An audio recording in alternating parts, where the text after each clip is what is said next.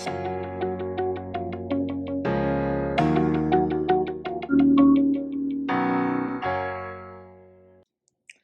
Everyone, welcome to blaze on Mantra. मैं हूँ श्रुति मिश्रा और आज हम डिस्कस करने वाले हैं आपके रेनबो बुक से चैप्टर 6 फ्रॉम द प्रोज। ठीक है, स्टोरीज का चैप्टर नंबर 6। इस चैप्टर का नाम है द आर्टिस्ट। द आर्टिस्ट का मतलब क्या हुआ? एक कलाकार के बारे में कहानी है। ठीक है, अब ये एक ऐसे बच्चे की कहानी है जिसकी हॉबी के बारे में हम यहाँ पर पढ़ेंगे।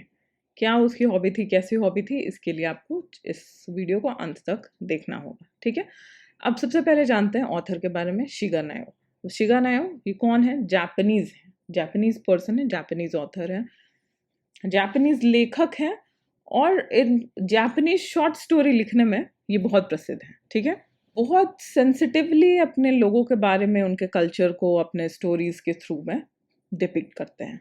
और इस स्टोरी में he unfurls before us the world of a talented Japanese boy। एक छोटा सा जापानीज बच्चा है, बहुत ज़्यादा टैलेंटेड है, जिसका नाम है सेबी की स्टोरी यहाँ पर दी गई है।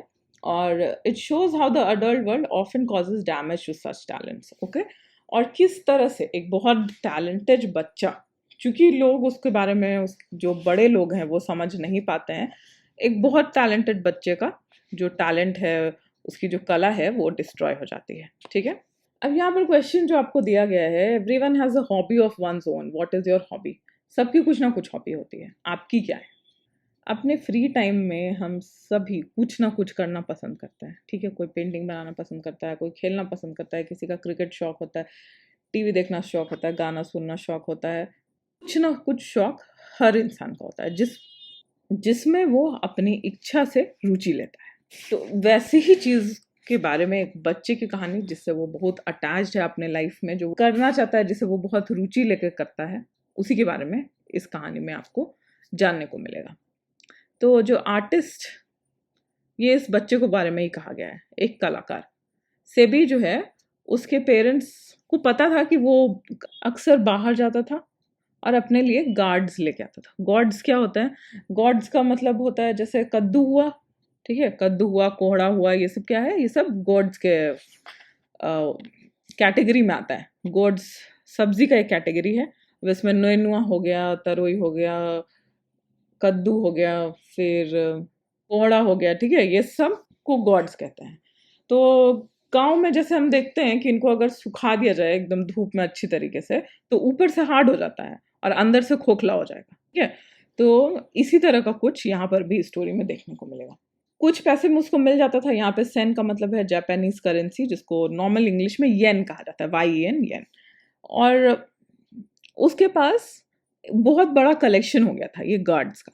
When he came home, he would first bore a neat hole in the top of the gourd and extract the seeds। अब उसे वो क्या करता था, ये सब गार्ड्स जो लेके आता था, उसमें ऊपर में एक छेद करता था और अंदर से सारे सीड्स को निकाल लेता था।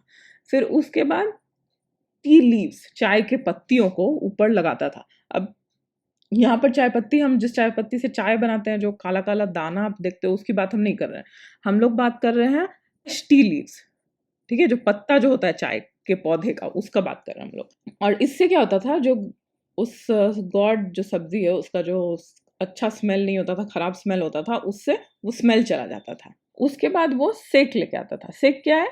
एक तरह का जापानीज ड्रिंक है जो राइस से, चावल से बनाया जाता है, जो कि कहाँ बचा होता था, उसके फादर जब ये सेक पी लेते थे तो उसमें जो कुछ बूंदे जो बची होती थी, जैसे हम लोग चाय पीते हैं तो नीचे में थोड़ा छोड़ देते हैं ना, वैसे ही उसी को लेके आता था। उसी को ड्रैग्स बोलते हैं, जो बचा होता है कप में, उसको ड्रैग्स बोलते हैं। और उसी से ये जो गॉड का जो सरफेस है, बाहरी जो सरफेस होता है, उसको पॉलिश करता था। अब सेबी जो था वो एकदम पैशनेटली इंटरेस्टेड था इस गॉड्स में, बहुत लगन से, बहुत रुचि लेकर अपना ये गॉड्स में से सीड निकालने का, उसको पॉलिश करने का काम वो करता था। One day he was strolling along the beach, absorbed in his favourite subject. He was startled by N unusual site. एक दिन ऐसे वो बीच पे टहल रहा था, ये गॉड्स के बारे में सोचते सोचते उसको अचानक से कुछ अजीब सा दिखता है। He caught a glimpse of the bald, elongated head of an old man hurrying out of one of the huts by the beach। तो वहाँ क्या देखता है कि बीच के पास जो छोटी छोटी झोपड़ियाँ बनी हुई हैं, उसमें से एक बॉल्ड मतलब होता है गंजा आदमी, जिसका सर थोड़ा लंबा है, इलोंगेटेड मतलब लंबा है, और वो जल्दी जल्दी अपने झोपड़ी में से बाहर निकल रहा है। और उसके सर को देखकर, जो उसका गंजा सिर है उसको देखकर, ये सेबी जो बच्चा है वो सोचता है कि वाह कितना स्प्लेंडिड, कितना अच्छा गॉड है। ठीक है, अब आप जो गोल कद्दू को अगर आप इमेजिन करिए, लंबा वाला कद्दू नहीं, गोल कद्दू को इमेजिन करिए, तो वो कैसा दिखता है? वैसे ही दिखता है, ऊपर से चिकना एकदम। तो वो उसके सर को देख के गॉड को इमेजिन करता है, और इसके बाद वो जो बूढ़ा आदमी है उसके सामने से गायब हो जाता है। अब ये जो गंजा आदमी है, जब सेबी के सामने से अपना सर हिलाते हुए चला जाता है, पेट का मतलब होता है PAT, पेट जो यहाँ पर हाईलाइटेड है, बोल्ड किया हुआ है, उसका मतलब सर होता है। तभी सेबी को रियलाइज अपनी गलती उसको रियलाइज होती है। वो सोचता है कि अरे मैं आदमी के सर को गॉड समझ रहा था, और वो वहां पर खड़े होकर खुद में ही हंसने लगता है और हंसते हंसते घर चला जाता है। पर पैरा 3 पर आता है। तो जब भी वो किसी ग्रोसरी में किराना का शॉप, क्यूरियो शॉप जहाँ पर कुछ कुछ सामान बिकता है, कन्फेशनर जहाँ पर ब्रेड कुकीज, इस टाइप ब्रेड कुकीज केक ये सब मिलता है, वहां से जब भी गुजरता था, या कोई भी शॉप जहाँ पर गॉड्स मिलता हो, वहां 1 मिनट वो खड़ा होगा, उसके विंडो से सारे फ्रूट्स को देखकर उसकी तारीफ करेगा। ठीक है, अप्रेजिंग का मतलब उसकी तारीफ करना। अब सेबी के बारे में बताया गया फोर्थ पैराग्राफ में। तो सेबी क्या था? सेबी 12 साल का एक बच्चा था और प्राइमरी स्कूल में पढ़ता था। स्कूल के बाद दूसरे बच्चों के खेलने के जगह पर जनरली क्या करते हैं, छोटे बच्चे दूसरे बच्चे अपने एज के बच्चों के साथ में मिलकर खेलते हैं। वो जनरली इधर उधर घूमता रहता था पूरे टाउन में कि कहाँ पर उसे अच्छा गॉड मिल जाए। फिर इवनिंग में, शाम को, एकदम पलथी लगाकर रूम में कॉर्नर में बैठ जाएगा, और जो नया फ्रूट लेकर आया, मतलब नया गॉड जो लेकर आया है, उस पर अपना काम शुरू कर देगा।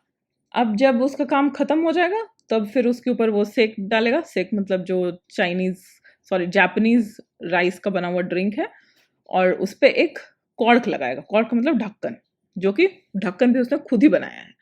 फिर उसको एक तौलिया में लपेटेगा और एक टिन में, जहाँ पर वो यही सब रखता था, सारा गॉड का कलेक्शन, वहां पर रख देगा।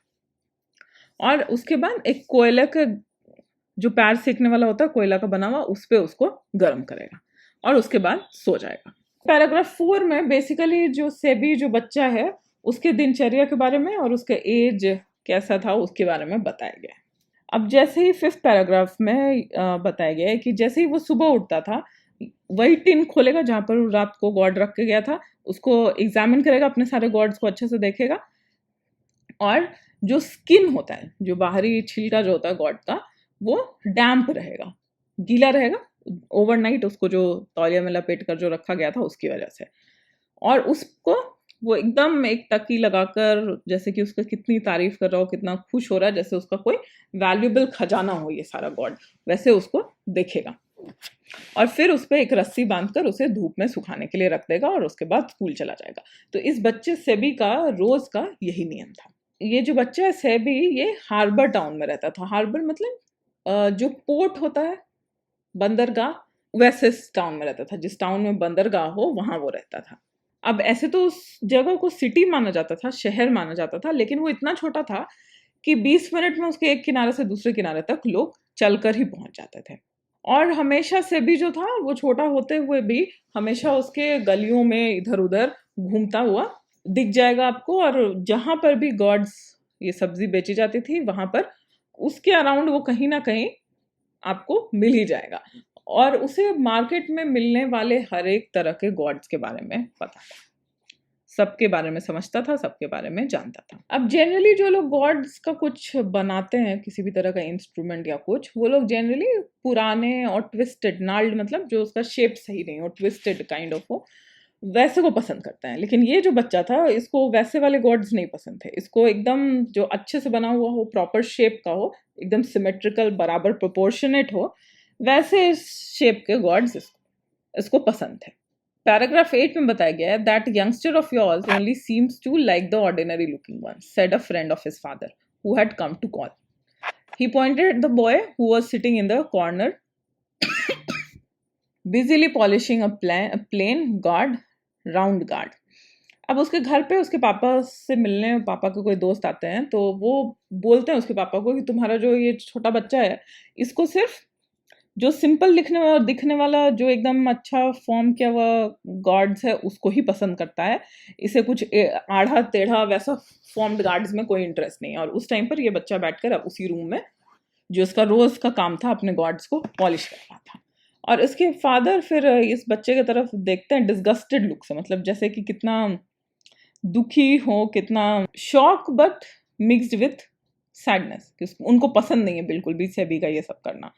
तो वो कहते हैं कि क्या फ़ायदा ऐसे बच्चे का जो दिन भर गार्ड से खेलते रहता है। फिर उसके जो पापा के फ्रेंड्स हैं वो उसको सेबी को बुलाते हैं और समझाते हैं कि देखो मेरे छोटे बच्चे सेबी इधर आओ, ये सारी चीज़ें कलेक्ट करने से कोई फ़ायदा नहीं है। ये इसका क्वांटिटी, मतलब तुम हर दिन एक नया गार्ड खरीद के लाओगे, उसको पॉलिश करोगे, सुखा के उसको एक जगह में कलेक्ट करोगे, उसका कोई फायदा नहीं। तुमको एक्चुअली क्या करना चाहिए कि इसमें से एक या दो काम वाले को चूज करना चाहिए। और अनयूजुअल वन, मतलब जनरली कलेक्टर लोग क्या करते हैं, जैसे अगर कोई पैसा कलेक्ट करता हो, सिक्का कलेक्ट करता हो, तो जो जनरल सिक्का है सबसे ज्यादा मार्केट में हर जिस डिजाइन का सिक्का सबसे ज्यादा आता है वो नहीं कोई कलेक्ट करता है। जो रेयर हो, कम दिखता हो, ठीक है, कम मिलता हो, वैसी चीजें ही लोग कलेक्ट करते हैं। बट ये लड़का उल्टा था, जो सबसे कॉमन सबसे ज्यादा मिलने वाला था वही उसी तरह का गार्ड्स कलेक्ट करता था और उसी को उस पर इतना मेहनत करके पॉलिश करके सुखा के उसको रखता था। तो ये जो उसके पापा का फ्रेंड है वो उसको समझाने का कोशिश करते हैं कि तुम इतना सारा कलेक्ट करके क्या करोगे, इससे अच्छा है कि तुम ऐसा, जब तुमको इतना इंटरेस्ट है ये गार्ड्स में, तो ऐसा काम करो कि मार्केट में जाकर देखो कि अनयूजुअल दिखने वाला, अलग से हट के दिखने वाला कौन सा है, उसको लेके आओ और उस पर इतना मेहनत करो। और फिर सेबी बस उनको ये कहता है कि नहीं मुझे ऐसा वाला ये अच्छा लगता है, और बात नहीं करता है आगे। फिर उसके पापा, सेबी के पापा और ये जो फ्रेंड आए हैं वो दोनों मिलकर गार्ड्स की बात करने लगते हैं। तो वो कहते हैं कि remember that bacon guard that had the agricultural show last spring, it was really beauty wasn't it. फिर ये लोग एक एग्रीकल्चरल शो की बात करते हैं जो पिछले साल स्प्रिंग टाइम पे, मतलब बसंत के टाइम पे हुआ था, जहां पर एक अजीब तरह का गॉड इन लोगों ने देखा था। और कहते हैं कि देखो तुमको याद है वो कितना सुंदर था। तो उसके फ्रेंड कहते हैं कि हाँ मुझे याद है, बहुत बड़ा और लंबा वाला था। पैरा 15 में बताया गया है कि जैसे सेबी उनके कॉन्वर्सेशन को, उनके बातचीत को सुन रहा था, अंदर ही अंदर बहुत हंस रहा था। इनवर्डली मतलब अंदर अंदर हंसना।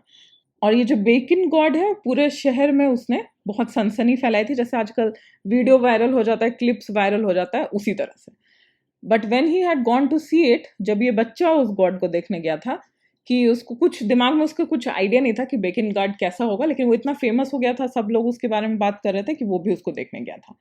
तो उसको देख के ऐसा लगा था कि अरे क्या बेकार की स्टूपिड लुकिंग ऑब्जेक्ट है, और उसको शो एकदम ही बेकार लगा और वो वहां से चला आया। और इन लोगों के बातचीत में बीच में घुसकर इंटरप्ट करना, मतलब बीच में रोक कर बोलता है कि मैं नहीं सोचता वो सब अजीब सा क्लमजी लुकिंग थिंग के बारे में जिसका कुछ शेप साइज ही सही नहीं है। और तो उसके पापा क्या बोलते हैं, उसके पापा को बहुत सरप्राइज होता है कि मेरा बेटा कैसा बदतमीज टाइप का है, लोग कितनी प्रशंसा कर रहे थे उस बेकिन गॉड की, और ये कहता है कि कितना बेकार था वो। व्हाट्स दैट, बहुत चिल्ला के बोलते हैं, what's that, when you don't know what you are talking about you better shut up. उसके पापा बोलते हैं कि तुमको कुछ आइडिया तो है नहीं, कुछ जानते तो हो नहीं, तो बीच में मत बोला करो, चुप रहो। उसके बाद सेबी कुछ नहीं बोलता है, चुप हो जाता है। अब यहाँ पर कुछ क्वेश्चंस दिए गए आपको, complete the following sentences on the basis of the story. तो पहला है SEBI was passionately interested in, SEBI क्या चीज में पैशनेटली इंटरेस्टेड था, गॉड्स में बहुत पैशनेटली इंटरेस्टेड था। अब SEBI लाव्ड all the way home because, पूरे रास्ते वो घर हंसते हुए क्यों गया, क्योंकि उसने एक बॉल्ड आदमी के सर को देखकर ये नहीं सोचा कि वो आदमी का सर है, उसको गॉड सोच लिया। Sebi was dash old and at dash school, Sebi कितने सालों का था, 12 साल का था और प्राइमरी स्कूल में ही था। Sebi did not appreciate bacon guard because, उसको ये बेकन गार्ड ज़्यादा पसंद नहीं आया था क्योंकि वो उसको क्लमजी लुकिंग थिंग्स समझता था, ठीक है। SEBI was now dash in his picture, SEBI जो है वॉज इनग्रॉस्ड, अपने ही काम में इन्वॉल्व था। अच्छा, अब आपको बताना है इस शॉर्ट क्वेश्चंस में, वेयर डिड सेबी लिव, तो सेबी कहाँ रहता था, सेबी जापान के एक हार्बर टाउन में रहता था। फिर which type of God did SEBI like, किस टाइप का गॉड सेबी को अच्छा लगता था, जो परफेक्टली सिमेट्रिकल और अच्छे शेप का हो। Why did the conversation of his father and friend make SEBI laugh inwardly, तो जो उसके पापा और उनके फ्रेंड के बीच में जो चर्चा हो रही थी गॉड को लेकर, उस पे सेबी अंदर ही अंदर क्यों हंस रहा था, क्योंकि वो इस तरह के अजीबोगरीब दिखने वाले गॉड्स जो वहाँ उस टाउन के लोग कलेक्ट करते थे और उसका शो बनाते थे, एग्रीकल्चरल शो में उसको लगाते थे और उसके बारे में पूरे शहर में चर्चा होती थी, इतना फेमस हो जाता था, उसमें उसको कोई इंटरेस्ट नहीं था। उसको अपने प्लेन सिंपल जो अच्छे परफेक्ट शेप में बने हुए गॉड्स होते थे वही पसंद थे। Why did Shabi's father shout at him?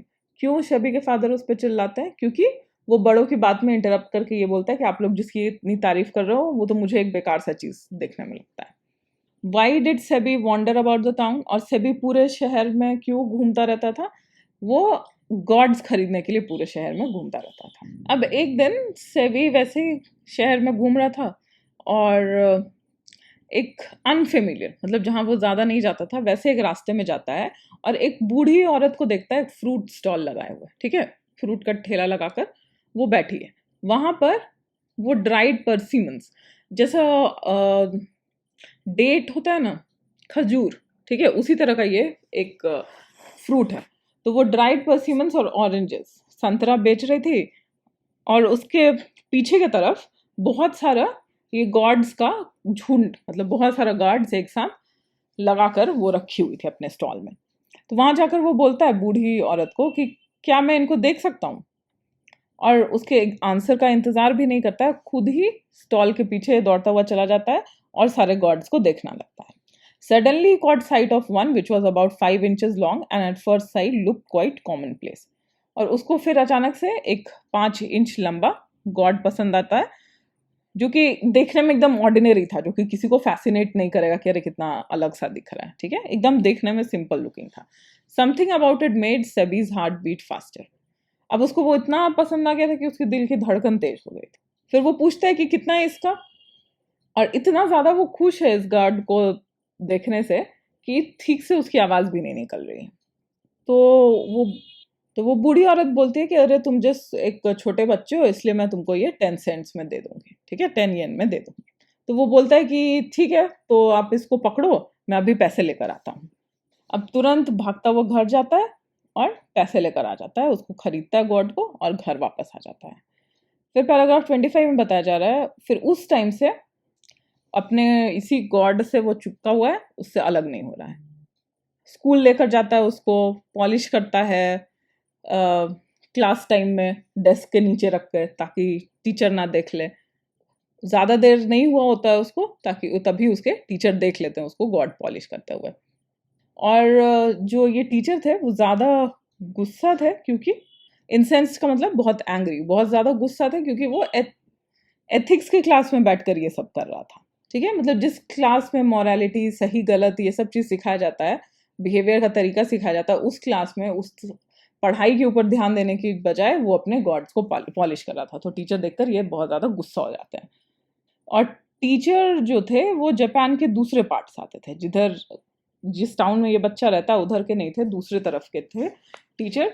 और उनको ये बहुत ऑफेंसिव लगता था कि ऐसे चिल्ड्रन जिनको पढ़ाई में इंडल्ज करना चाहिए, वो ऐसे पास टाइम्स में, ऐसे हॉबीज में इंडल्ज्ड हैं, गॉड लेके उसको पॉलिश करना, मतलब उनको लगता था कि क्या ये सब बेकार का काम है।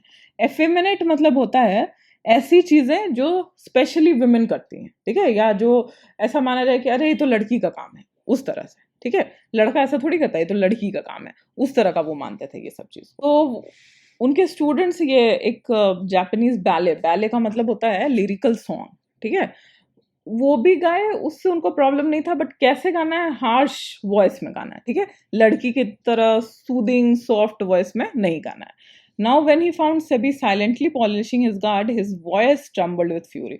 और जब वो देखते हैं कि सेबी बैठ के क्लास में ये सब कर रहा है, तो इतने ज्यादा गुस्सा हो जाते हैं कि उनकी जो आवाज है वो लड़खड़ाने लगती है और वो जोर से चिल्लाते हैं, एकदम इडियट हो तुम, तुम्हारे जैसे बच्चे का कोई फ्यूचर नहीं है, कोई भविष्य नहीं है। और वहीं पर उसके गॉड को उससे छीन लेते, कॉन्फिस्केट करना मतलब छीन कर रख लेना, सीज कर लेना। और सेबी अब क्योंकि बहुत दुखी हो जाता है, क्योंकि उसने इस गार्ड से उसको बहुत ज़्यादा अटैचमेंट हो गया था, बहुत प्यार हो गया था, और इतने देर से वो उसको पॉलिश करने का काम कर रहा था। लेकिन सेबी जो है वो इस पर गुस्सा नहीं, मतलब रोता नहीं है, एक स्ट्रेट फेस बनाकर, फेस पे कोई भाव लाए बिना वहीं पर चुपचाप बैठा रहता है। फिर जब वो घर आता है तो उसका चेहरा एकदम उतरा हुआ है, पेल मतलब एकदम उतरा हुआ चेहरा है। और घर आते ही किसी से कुछ नहीं बोलता है, बस वो अंगीठी जैसा जो है पैर सेकने के लिए वहां पैर रख के दीवार की तरफ चुपचाप देखने लगता है। थोड़ी देर बाद उसके ये टीचर भी उसके घर आते हैं, और तब तक उसके सेबी के पापा घर वापस नहीं आए थे, और वो कारपेंटर शॉप में मतलब बढ़ई का काम करते थे। तो उसके टीचर डायरेक्टली सेबी की मम्मी से बात करने लगते हैं। अब वो डायरेक्टली उसकी मम्मी को बिना कुछ बैक स्टोरी बताए डायरेक्टली ये बोलने लगते हैं कि ये सब फैमिली का रिस्पॉन्सिबिलिटी है, बच्चा को समझाना चाहिए, देखना चाहिए, सब पेरेंट्स का ड्यूटी है कि ये सब बच्चा ना करे, पढ़ाई पर ध्यान दे।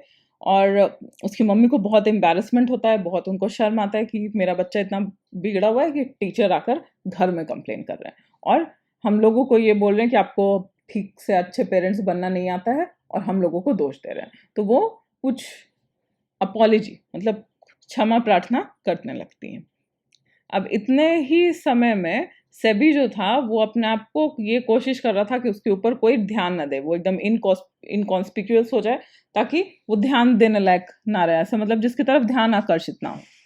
लेकिन उसको एकदम अचानक से डर लग जाता है कि उसके टीचर घर आके ऐसा उसकी मम्मी को बोलने लगे, और टीचर की तरफ देखता है और पीछे देखता है तो टीचर के पीछे पूरा एक लंबा रो ऑफ गार्ड्स लटका हुआ है, जिसपे रोज ये जिसको तैयार कर करके लटका कर रखता था।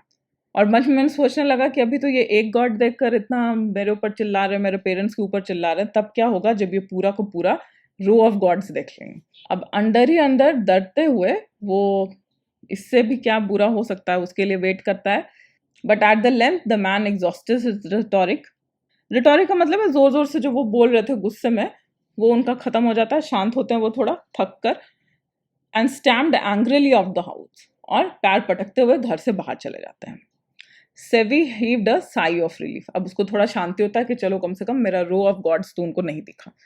सेवी मदर वॉज सोबिंग सॉफ्टली। अब उसकी मम्मी धीरे धीरे रो रही थी। In a querulous whine she began to scold him. In the midst of this Sebi's father return from his shop. और धीरे धीरे जैसे कोई गुस्सा भी हो और दुखी भी हो उस तरह से वो उसको डांट भी रही थी, रो भी रही थी, और यही सब के बीच में उसके पापा अपने कारपेंटर शॉप से वापस आ जाते हैं। और जैसे ही उनको पता चलता है कि क्या हुआ था, वो कॉलर से अपने सन को, सेबी को पकड़ते हैं और उसको बहुत पीटते हैं, और बोलते हैं तुम किसी काम के लायक नहीं हो। जोर जोर से चिल्ला चिल्ला कर बोलते हैं, तुम दुनिया में कुछ नहीं करने वाले हो, कहीं नहीं पहुंचने वाले हो, जिस तरह से तुम कर रहे हो और जो जो कर रहे हो उससे कोई फायदा नहीं होने वाला है, और मैं तो चाहता हूं कि तुमको रास्ते पर फेंक दूं, घर से बाहर निकाल दूं, उसी लायक हो तुम। The gods on the wall caught his attention. और तभी वॉल पे जितना गॉड्स लटका हुआ था उस पर उनका ध्यान जाता है। Without a word he faced his hammer and systematically smash them two pieces one after the another. और देख के और ज्यादा गुस्सा बढ़ जाता है। क्या करते हैं, हथौड़ा उठाते हैं उसके पापा, और सारा गॉड्स जितना लटका हुआ था सबको तोड़ देते हैं। अब ऑब्वियसली सेबी का इतना मेहनत था, इतना प्यार करता था उन सारे गॉड्स से, वो एकदम ही चेहरा उसका उतर जाता है, लेकिन वो कुछ कहता नहीं है, कुछ बैक आंसर, पलट कर जवाब देना, रोना चिल्लाना कुछ भी नहीं करता है। The next day, the teacher gave Sebi's confiscated god to an old potter who worked in the school. और नेक्स्ट डे जो गॉड टीचर ने सेबी से जब्त किया था उसको स्कूल के एक अटेंडेंट को, जो स्कूल में काम करने वाला स्टाफ था, उसको दे देता है। बोलता है here take this as if handing over some unclean. मतलब इस तरह से देता है उसको टीचर उस अटेंडेंट को ये गॉड, जैसे कि ये लो कोई सब बेकार का चीज़ है, इस तरह से मुंह बनाकर। बट वो स्कूल का अटेंडेंट जो स्टाफ है वो क्या करता है, उस गॉड को हम होम ले जाता है, मतलब अपने घर ले जाता है, और अपने छोटे से घर के दीवार पर उसको टांग देता है। सूटी रूम मतलब जो काला काला दीवार हो। अबाउट 2 months लेटर, अब 2 महीने के बाद, अब इस अटेंडेंट को पैसे नहीं है, ठीक है, तो उसके पास कोई ऐसा सामान भी नहीं है कि जिसको बेचकर वो पैसे कमा सके। तो वो इसी गॉड को, जिसको पॉलिश कर रहा था ये बच्चा और टीचर ने दे दिया था उसको एक लोकल क्यूरियो शॉप पर ले जाता है। क्यूरियो शॉप मतलब जहाँ पर कलेक्शन करने वाली चीज़ें बिकती हैं, कलेक्ट करने वाली चीज़ें, और उसको लगता है कि शायद इसको ही बेचकर कुछ पैसे मिल जाए। फ्यू कॉपर्स का मतलब है कुछ सिक्के। अब जो क्यूरियो डीलर है, जो शॉप ओनर है, शॉपकीपर, वो बहुत ध्यान से उस गॉड को देखता है, और ऐसा अनइंटरेस्टेड सा, बिना कोई उसमें इंटरेस्ट लिए, रुचि लिए बोलता है, और उसको बोलता है अटेंडेंट को कि ठीक है, इसके लिए मैं 5 येन दे दूंगा। द पोर्टर वॉज अस्टाउंडेड, ठीक है। अब इस पे पोर्टर जो है वो एकदम अमेज्ड हो जाता है, बहुत उसको क्या इसको बोलते हैं, बहुत उसको शॉक और सरप्राइज फील होता है। But being an astute old man replied coolly. But ये जो पॉटर था स्टाफ स्कूल का, बूढ़ा आदमी था लेकिन समझदार आदमी था, तो शांति से रिप्लाई करता है कि तुम इसके सिर्फ 5 येन दोगे, मैं तो इसको अपने आप से जाने ही नहीं देता। मतलब वो ऐसा दिखाता है कि ये जो गॉड है ये इतना स्पेशल है कि अगर मेरी मजबूरी नहीं होती तो मैं तो इसको अपने पास ही रखता, इसको तो मैं किसी को देता ही नहीं। और उसके बाद क्या करता है, जो शॉप ओनर है वो तुरंत अपना ऑफर 5 से 10 येन पे बढ़ा देता है। लेकिन जो बूढ़ा आदमी है वो स्टिल एडमेंट, मतलब ऑफर को एक्सेप्ट नहीं करना, बात नहीं मानना, सामने वाले की अपनी जिद पे अड़े रहना। तो वो अपने बात पे अड़ा रहता है। और फाइनली जो डीलर है वो उस वो जो गॉड है उसको खरीदने के लिए 50 येन तक देने को तैयार हो जाता है। और जो पॉटर है वो अब खुश हो जाता है कि कहाँ उसको 5 येन मिल रहा था और कहाँ उसने सोचा था कि कुछ भी मिलेगा कि नहीं इसका, अब सीधे 50 येन मिल गया और अपने लक पे खुश होके वापस चला जाता है घर। और ये बहुत ऑफन ऐसा नहीं होता था कि टीचर्स कुछ ऐसा फ्री गिफ्ट दे दें स्कूल में जिसके को बेचकर इतने सारे पैसे मिले, जो कि उसके 1 साल के वेतन जितना था। लेकिन वो बहुत चालाक था, इस बात को किसी को बोलता नहीं है, ना सेबी को बताता है ना उसके टीचर को बताता है। लेकिन जितना ये पॉटर अपने आप को समझदार और चालाक समझ रहा था उतना भी वो नहीं था, क्योंकि कभी उसने इमेजिन नहीं किया था कि वही सेम गॉड एक दूसरे क्यूरियो डीलर को, जो कि वेल्दी कलेक्टर था, पैसे वाला था, उसको दूसरे डिस्ट्रिक्ट में 600 येन का बेच देगा। ठीक है, तो इसने इस पॉटर से 50 येन का खरीदा और उसको बेच दिया एक क्यूरियो डीलर को 600 येन में। SEBI now engrossed in his pictures, he no longer feels any bitterness either towards the teacher or towards his father who smashed all his precious gods to pieces. Yet gradually his father has begun to scold him for painting pictures. अब यहाँ से जो story है वो fast forward हो जाता है एक दूसरे टाइम पर। ठीक है, फास्ट फॉरवर्ड हो जाता है एक दूसरे टाइम पर जहां पर ये बच्चा पिक्चर्स पेंट कर रहा है। अब ना उसको कोई गुस्सा अपने टीचर के लिए ना उसके पापा के लिए, जिन्होंने उसके पूरे गार्ड्स का सारा कलेक्शन जिस पर उतना मेहनत किया था, जिससे वो इतना प्यार करता था, उसकी इतनी रुचि थी, उसको उन लोगों ने मिलकर पूरा का पूरा बर्बाद कर दिया। लेकिन फिर ग्रेजुअली उसके पापा भी इस पेंटिंग के लिए उसको पेंटिंग बनाने के लिए भी डांटना शुरू कर देते हैं। तो इस स्टोरी में बेसिकली स्टोरी को लिखने का मकसद, और छोटी सी स्टोरी है, इसको लिखने का मकसद ये है कि एक बच्चा, ठीक है, जो बहुत बड़ा कलाकार बन सकता था, क्योंकि उसके पास ये कला थी कि वो ऑर्डिनरी गॉड, ठीक है, जिसमें कोई इंटरेस्ट नहीं लेता है, उसको पॉलिश करके उसको अपने मेहनत से इतना खास बना देता था कि जो लोग खास चीजें कलेक्ट करते हैं उन लोगों ने उसे 600 येन में खरीदा। ठीक है, तो अगर उसके इसी कला को बढ़ने दिया जाता है टीचर और फादर, जो कि सोसाइटी में ट्रेडिशनली चलने वाले नियमों, जैसे सोसाइटी में सब लोग क्या समझते हैं कि आप कमा तभी सकते हो जब आप पढ़ाई करना सीखोगे। ठीक है, अगर आप पढ़ने में अच्छे नहीं हो, पढ़ाई में आप अच्छे मार्क्स नहीं लाते हो, तो ये सारे चीजें फालतू की हैं, इनसे लाइफ नहीं बनने वाला, फ्यूचर में खाने तक का पैसा आपको नहीं मिलेगा। जिसकी वजह से बहुत बार क्या होता है कि वैसे वैसे बच्चों का कला मर जाता है जो कि आगे जाकर बहुत अच्छा कर सकते थे, बहुत बड़े आर्टिस्ट बन सकते थे।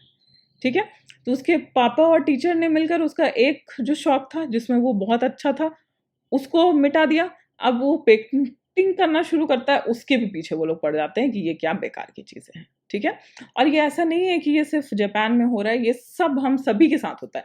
एक छोटा बच्चा जब पढ़ाई को छोड़कर दूसरी चीजों में ज्यादा इंटरेस्ट लेने लगता है, ज्यादा रुचि लेने लगता है किसी भी एक्टिविटी में, तो उससे बड़े लोग यही कहते हैं कि ये सब छोड़ो, इसमें इतना टाइम लगाने का कोई फायदा नहीं है, इससे आगे जाकर कुछ नहीं होने वाला है, पढ़ाई पर ध्यान दो, तभी जाकर तुम आगे अपना लाइफ बना पाओगे, जीवन जी पाओगे, नहीं तो भिखारी का जीवन रोड पर रह के जीना पड़ेगा।